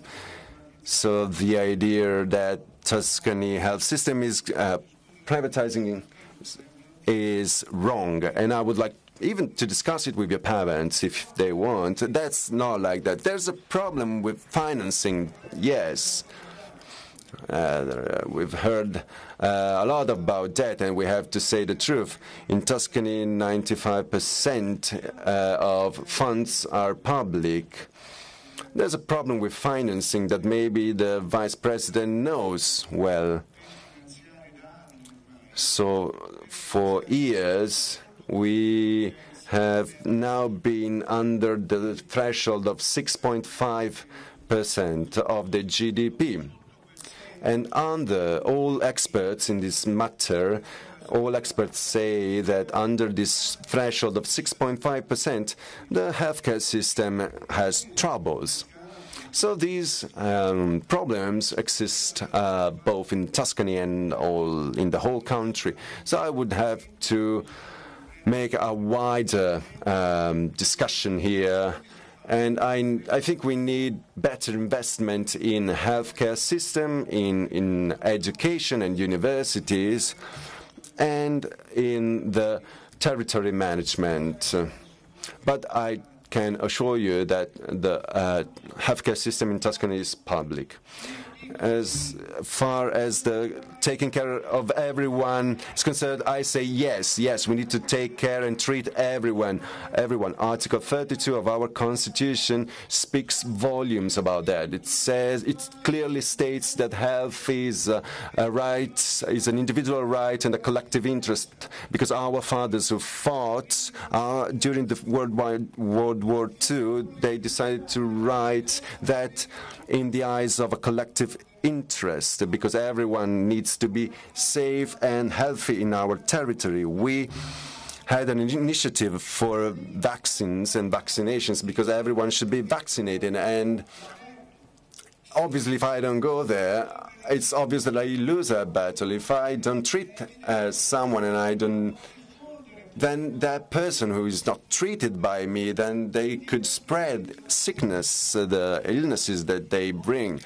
So it, as well as an ethical principle, it is also in the collective interest of the whole population. So we are also Catholics, so the Good Samaritan parable should also be taught, and reconsider. So how can I allow that? As a good Samaritan, I see a person that is wounded, that was beaten up, and the good Samaritan takes that person there, takes this person to a hotel, to a shelter, and leaves the money there so that they treat him. And then he said, if you spend more, then I will stop by again and I will give you what you need. That's a civilization and Catholic and religious parable, a teaching. Before anything else, someone says that Europe needs to be based on these values as well. And I say, yes, that is true. In Tuscany, we put into force a law that says that court is right. We want to treat everyone who is in our territory and to make sure that everyone who is in our territory, that they have basic treatment. I think that's the right way to look at the future and to be all healthy, because as it was said before, it is true that at least in the eyes of illness and sicknesses, we should all be equal. Who is wealthy and who is not, who is poor, who comes from far away and who was born there. That's a great win for us, and we won't stack back on this in Tuscany, and I will fight till the very end. Bardzo proszę, następne pytanie. Could we have the next question, please?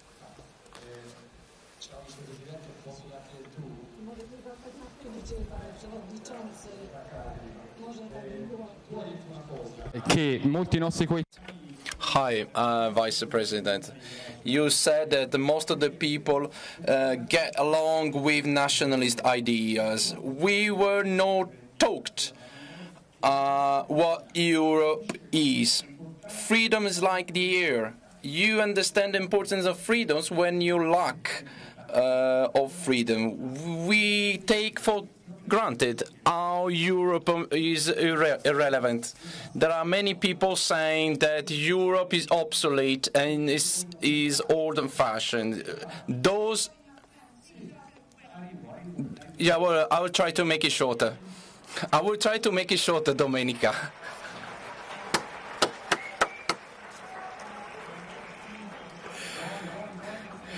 So otherwise she got angry. Where are you from? From Tuscany. From where? From Pistoia, from the province of Pistoia. Okay. Okay, I lost the thread, sorry. The question is the following. How can we disseminate the idea that Europe is not something obsolete? Europe is not a dream. This is, I read the manifest of Ventotene. Europe is not a dream. We are not dreamers. What the European Commission can do, not the Europe of the single currency, or the Europe that takes care of Italian accounts, but Europe who takes care of people coming to the Mediterranean Sea.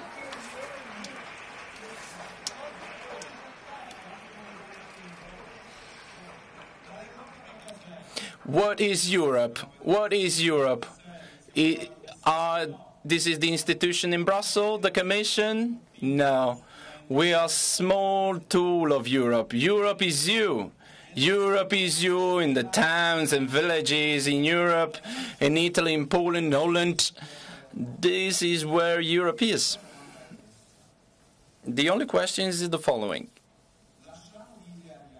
So let people say that Europe is something obsolete, or we try to raise our voice. Those who attack Europe on an everyday basis are really aggressive. Most of the citizens, or most of the European citizens, are silent, don't want to take the floor, don't want to discuss with people. And this dialogue, this is not a dialogue, this is sometimes a kind of violence, aggression, hated speech. There is a lot of violence, aggression from the part of the Italian government as well. And this is because some people are not heard. We don't need to hate other people. So let's try to build up a better Europe. We are the shapers of Europe. Probably won't be the same Europe of yesterday or today, but if we started today, the Europe will be better tomorrow and the day after. We will share solidarity. Do not leave migrants dying in the Mediterranean Sea. This is what we need to do all together. And we stand aside people who want to do that. But we are just a small tool of yourself.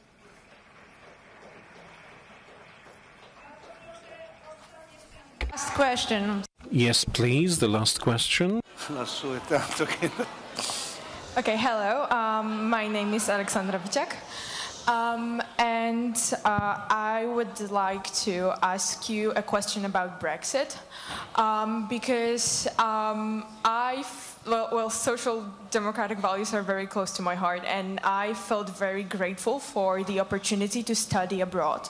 But with the light of recent events connecting to Brexit, I am pretty worried what my future will be, because I ideally would want to study in England or Scotland, and live there in the future, hopefully.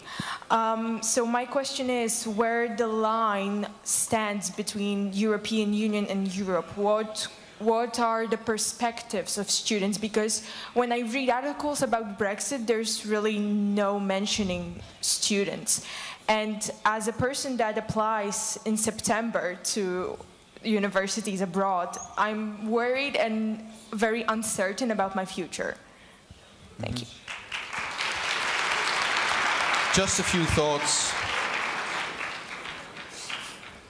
I had the great advantage of living in many parts of Europe during my life.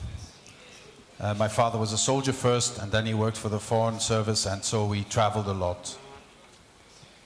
And then I studied abroad, and then I became a diplomat myself. You know what the biggest gift is if you spend time in another country? And I don't mean holiday for a week or 2 weeks, but serious time. You discover who you are. It is in rubbing up to people who are different that you identify your own identity, that you understand who you are. Living in another country made me more Dutch than I was before going there. But at the same time, it also brought a deep love to me of other countries. I lived in Italy for 4 years as a teenager.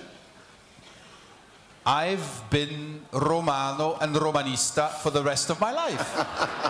This is something that was given to me. Yeah. Yes. And even though we are weaker than before, we'll still beat the hell out of Fiorentina. Anyway.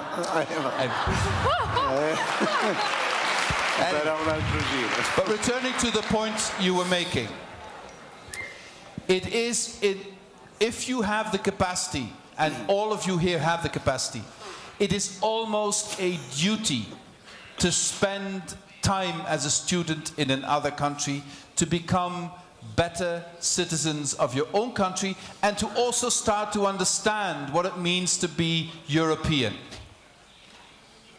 The United Kingdom, whether some of them like it or not, will remain a deeply European country. And I mean this in a cultural sense, in a geopolitical sense, in an economic sense.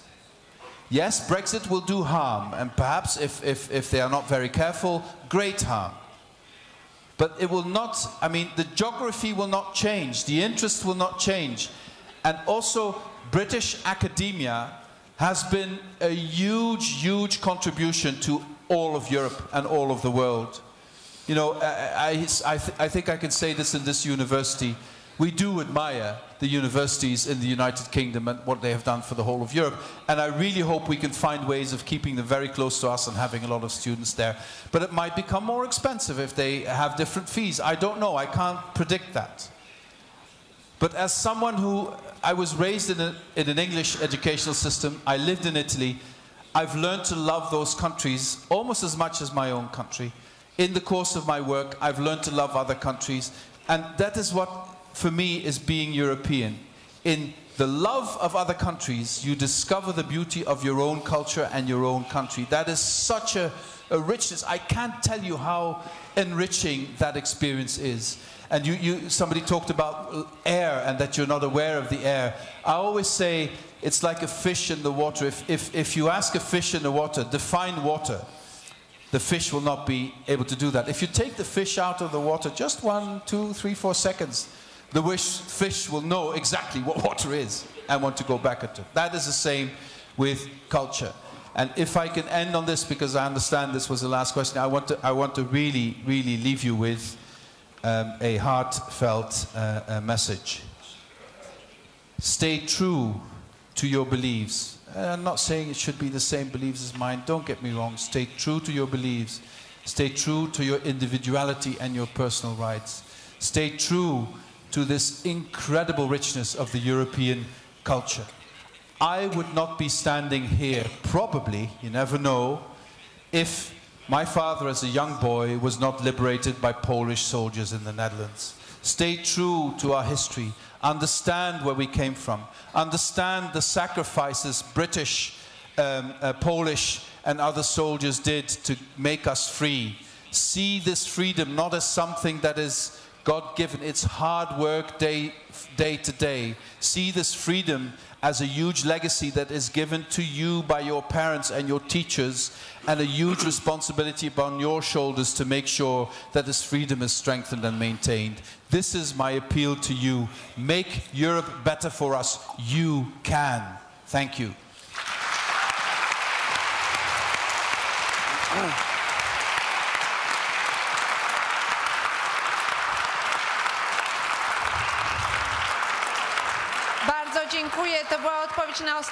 Thank you very much. This was the answer to the last question. I know there have been many other questions, but I hope that our guests will visit us again in Poland and there will be an opportunity to ask these questions again.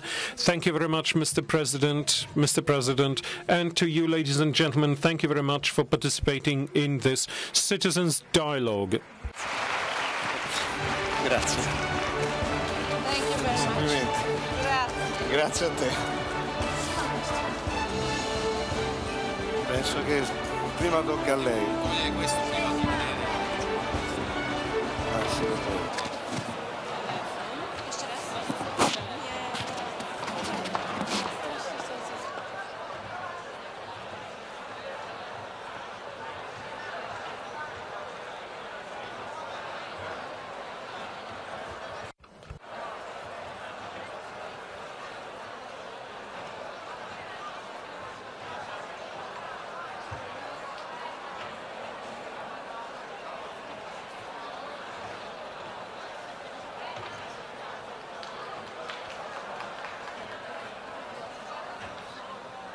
Very well done. Thank you very much.